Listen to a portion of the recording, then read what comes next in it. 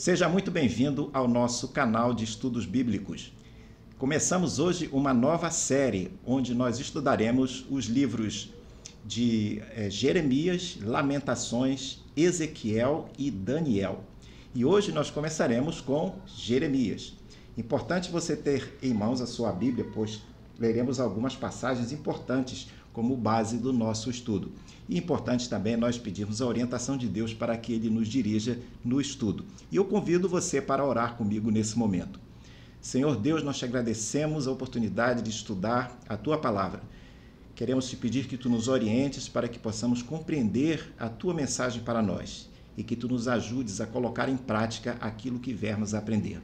Abençoa cada pessoa que nos acompanha. Te pedimos em nome de Jesus. Amém. Vamos então à nossa leitura.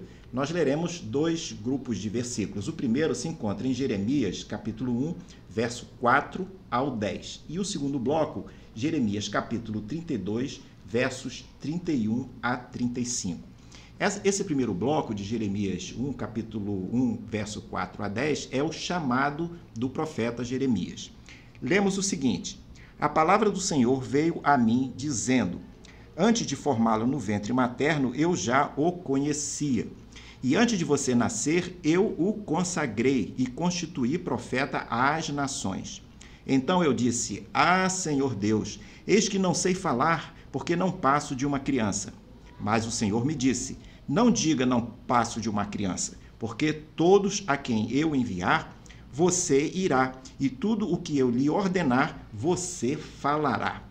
Não tenha medo de ninguém, porque eu estou com você para livrá-lo, diz o Senhor. Depois o Senhor estendeu a mão e tocou a minha boca, e o Senhor me disse: Eis que ponho as minhas palavras na sua boca. Veja, hoje eu o constituo sobre as nações e sobre os reinos, para arrancar e derrubar, para destruir e arruinar, e também para edificar e plantar. Vamos agora à passagem de Jeremias, capítulo 32, onde nós leremos, onde está aqui, Jeremias 32, onde nós leremos essa parte, esse segundo bloco que eu reservei para a nossa leitura nesse momento. Aqui Jeremias, que eu perdi aqui.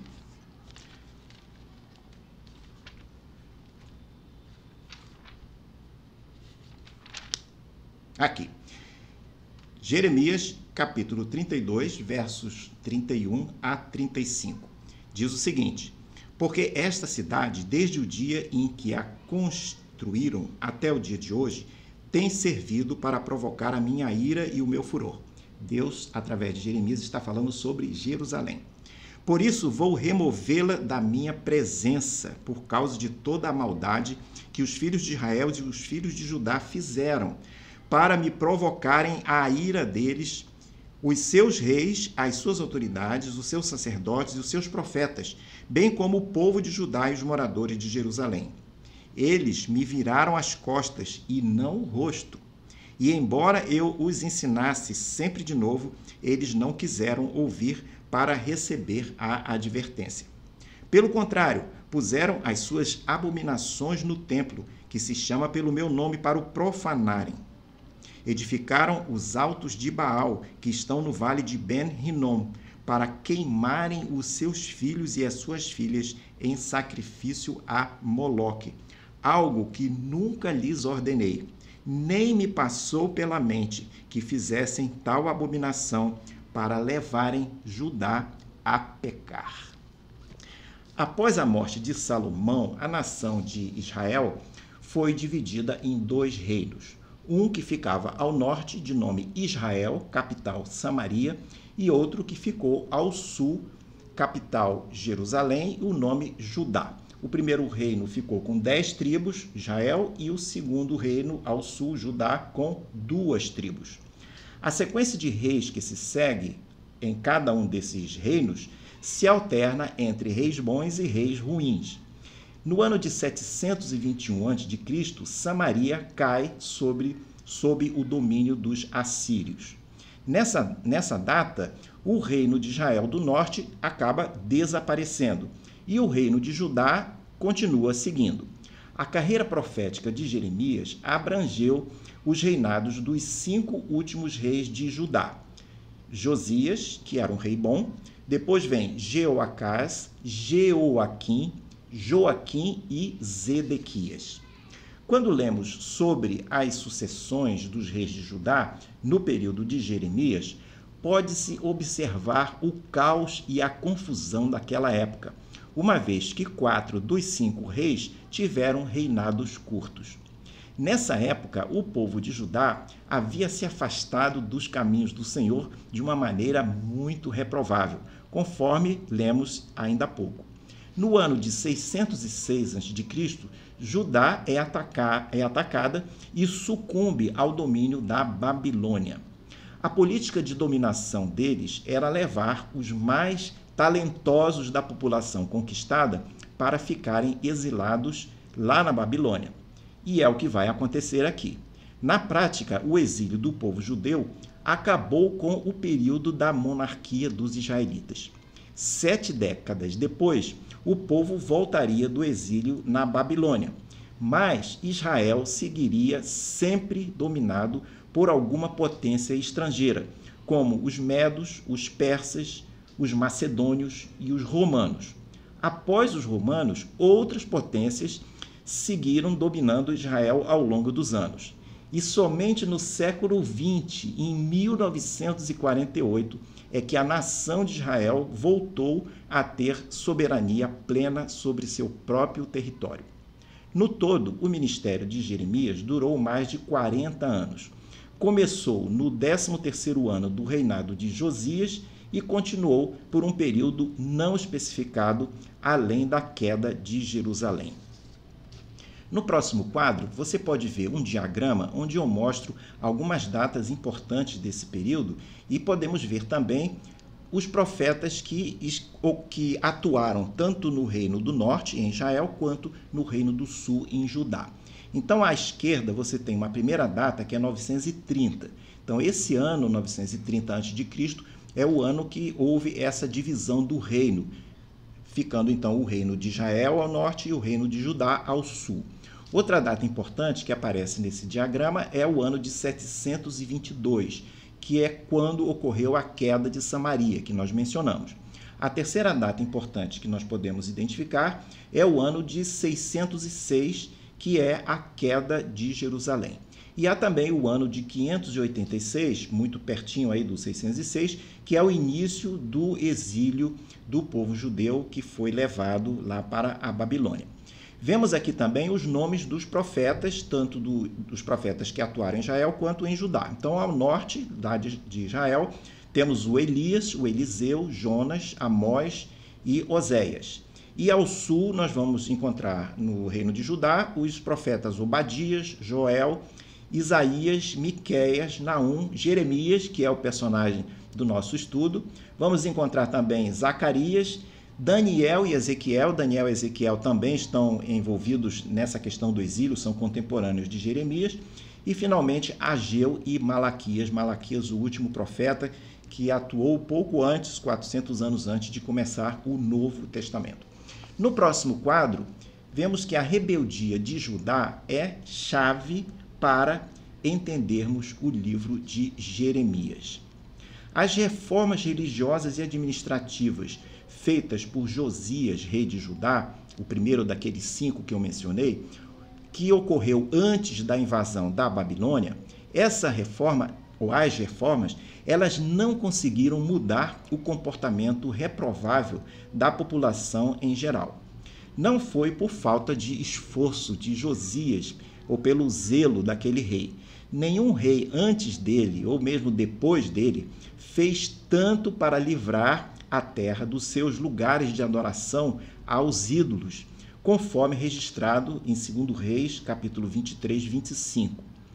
Josias derrubou altares a esses ídolos, restaurou o templo e celebrou uma grande festa de Páscoa, tudo isso tentando trazer o povo de volta para os caminhos do Senhor. No entanto, parece que isso teve pouca importância ou pouco impacto na população. Jeremias começou a proclamar a palavra do Senhor cerca de 5 anos antes do início dessas reformas de Josias. Mas parece que o resultado da sua palavra foi praticamente nulo. As reformas duraram cerca de 13 anos. No entanto, nenhuma nota sobre essas reformas aparece nas páginas do livro de Jeremias. E por quê? É possível que as reformas, não tenham sido mencionadas porque elas não eram o foco principal da mensagem do profeta. O povo de Judá havia se afastado muito dos caminhos do Senhor e se entregado à idolatria. Eles adoravam ao Senhor, mas não somente ele. Praticavam a monolatria e não o monoteísmo. E muitos talvez praticassem o politeísmo mesmo. Dentro do conceito da monolatria, o povo considerava Javé como mais uma divindade dentre o panteão de divindades que eles entendiam existir. Para ajudar a compreender o contexto de Jeremias, destacamos 3 pontos a seguir, referentes à conduta reprovável do povo de Judá. E não apenas do povo, mas do próprio rei, dos reis, dos nobres, dos sacerdotes. Todo o grupo estava se afastando dos caminhos do Senhor. Então vamos lá, 3 pontos para caracterizar o contexto da época de Jeremias. O primeiro ponto é que havia ídolos no templo do Senhor. Jeremias 32, verso 3 e 4 que nós lemos, ele diz que eles me viraram, o povo, Deus falando, eles me viraram as costas e não o rosto. O afastamento era tão grande que aqui, simbolicamente, não é apenas o rosto que foi virado, as costas. Eles se afastaram efetivamente dos caminhos do Senhor. E ele diz, eles puseram as suas abominações no templo que se chama pelo meu nome. Então, é Deus aqui descrevendo o que estava ocorrendo em termos dos ídolos que estavam sendo colocados dentro do templo do Senhor. Outro ponto que caracteriza esse contexto é que a adoração de ídolos em Judá envolvia sacrifício de crianças. Jeremias 32, 35, que nós lemos, menciona isso, que o povo estava edificando altares, em determinados lugares para queimarem seus filhos e filhas ao deus Moloque, algo que Deus disse que nunca havia ordenado e sequer havia pensado que o povo seria capaz de fazer aquilo. Terceiro ponto que caracteriza o contexto. O povo tinha um apego emocional persistente e profundo em relação a outros deuses. Se você puder, depois leia Jeremias 44, versos 16 e 17, onde menciona esse apego do povo aos ídolos como fonte de proteção e prosperidade. O estado espiritual de Judá era, portanto, lamentável. Javé havia buscado relacionamento com seu povo, mas eles não estavam correspondendo. Quarto ponto é que não havia qualquer perspectiva razoável de arrependimento ou mudança por parte do povo. Isso explica porque nós vamos encontrar Jeremias falando com insistência de julgamento vindouro. No próximo quadro, qual a atitude que Deus toma em relação aos maus caminhos de Judá? Em Jeremias 21, 7, Deus diz que usaria a Babilônia para corrigir Judá. Vamos ver se a gente pode ler junto aqui, Jeremias 21, 7, que diz o seguinte: Depois disso, diz o Senhor, entregarei Zedequias, rei de Judá. Zedequias é o último daqueles 5 reis. Foi o último rei. Entregarei Zedequias, rei de Judá, os seus servos e o povo, todos os moradores dessa cidade, que sobreviveram à peste, à espada e à fome nas mãos de Nabucodonosor, rei da Babilônia. Então aqui Deus está dizendo o que iria acontecer. Essa promessa indica que não foi a estratégia de Nabucodonosor, dos seus generais, do seu exército, que efetivamente conquistou Judá, mas foi uma ação deliberada de Deus para punir o seu povo por conta do seu afastamento teimoso para longe dos caminhos do Senhor. A Babilônia seria usada como um instrumento nas mãos de Deus para corrigir o povo e trazê-lo de volta à obediência. O resultado disso seria o exílio deles na Babilônia por um período de 70 anos. Esse exílio seria implementado em 3 ondas de deportações do povo. A primeira deportação ocorreu em 609 antes da era cristã, durante o reinado de Jeoaquim, que ocupou o trono de Judá por 11 anos, tendo morrido aos 36. Como parte da política de ocupação e de conquista de Nabucodonosor, ele decide levar jovens da corte real de Jerusalém para a Babilônia, entre eles Daniel e seus amigos. Esses jovens eram cheios de fé e sabedoria, pois haviam sido educados em alinhamento com as reformas de Josias. Podemos ver aqui uma estratégia de Deus para preparar a Babilônia para receber a massa de exilados judeus que viria depois. Segunda deportação, quando foram levados artesãos e ferreiros, ocorreu em 598. Essa segunda onda ocorreu quando Jerusalém foi sitiada.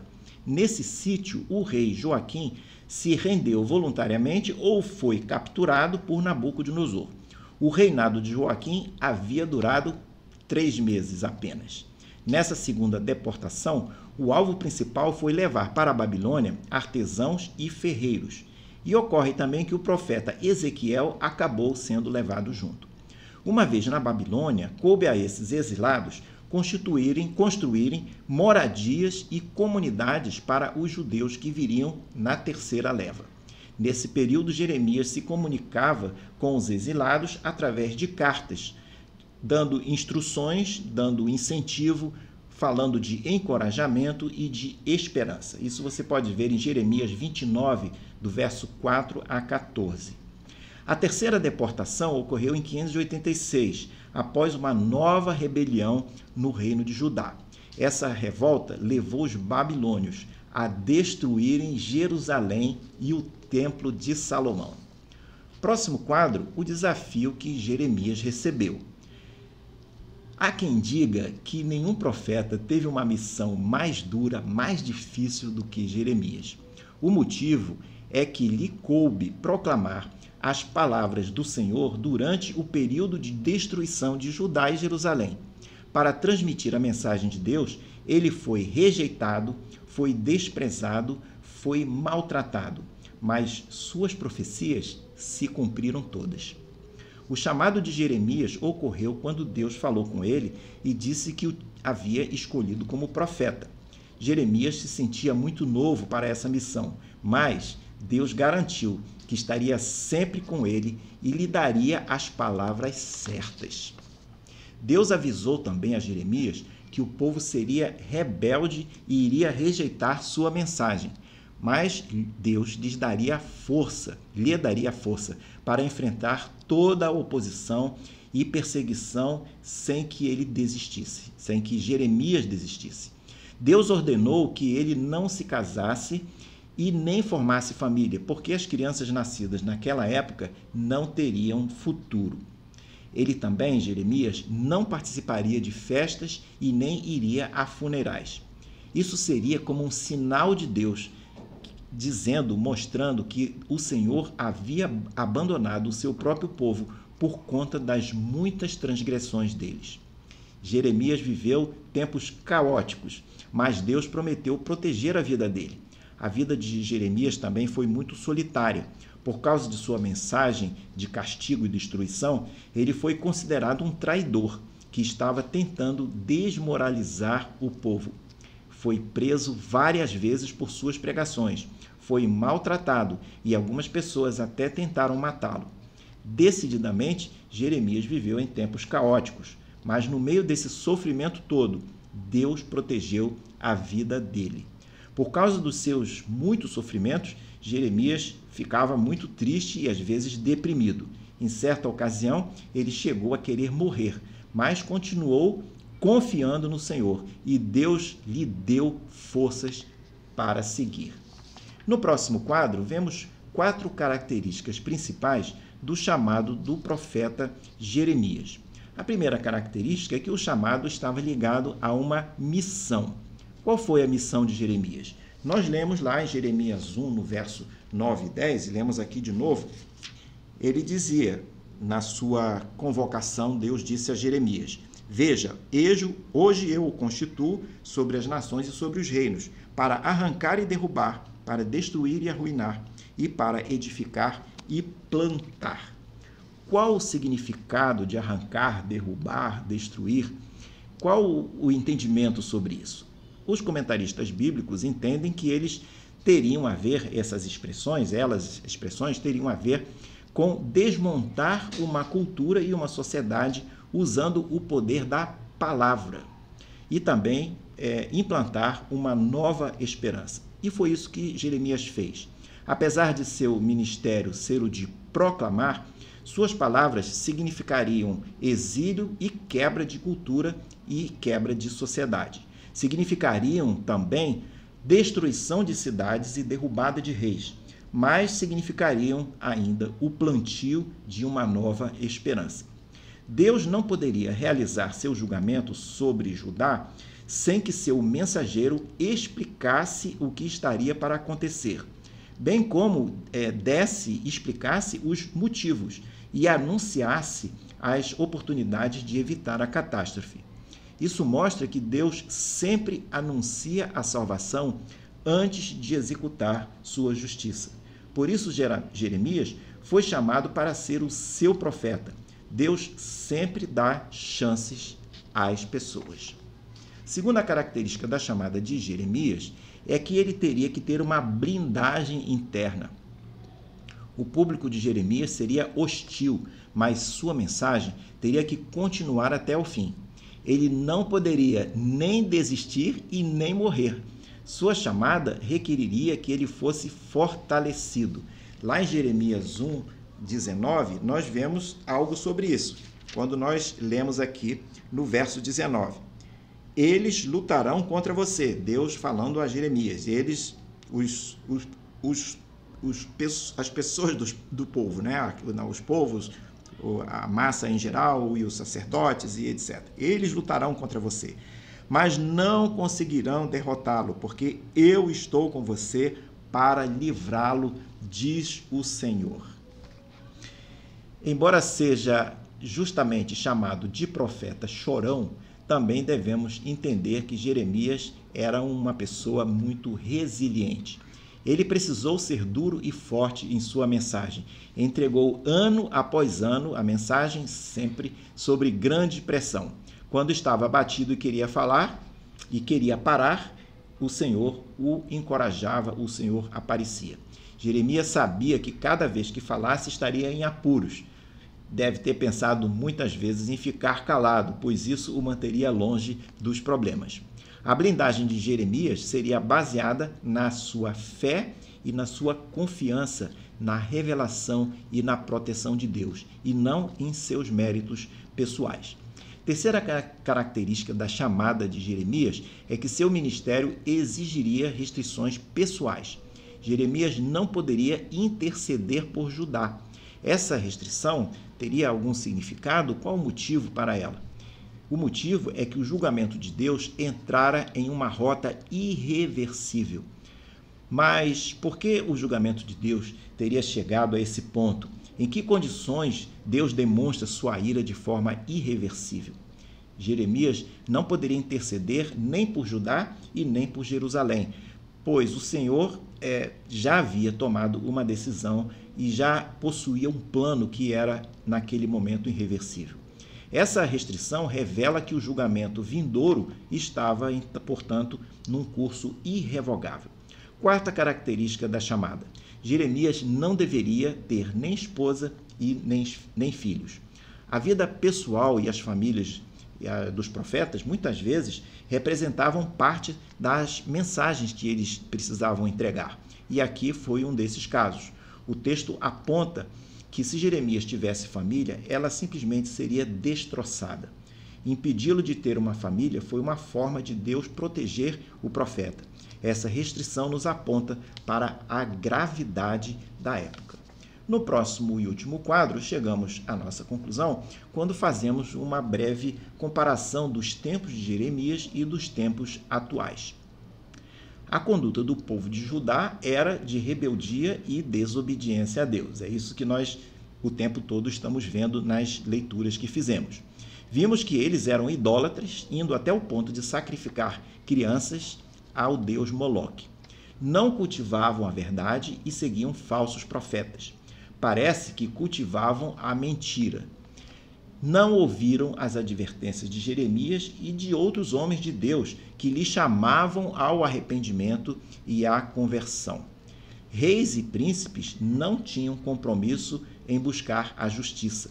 Praticavam o adultério, o roubo, o assassinato e exploravam os pobres. Se afastaram dos caminhos do Senhor, provocando a ira de Deus. O Senhor, então, envia o rei da Babilônia para destruir Jerusalém e o templo e levar o povo a um cativeiro que durou 70 anos. E aí a pergunta: será que as sociedades atuais têm algo a ver com as condutas do povo de Judá? É possível que sim.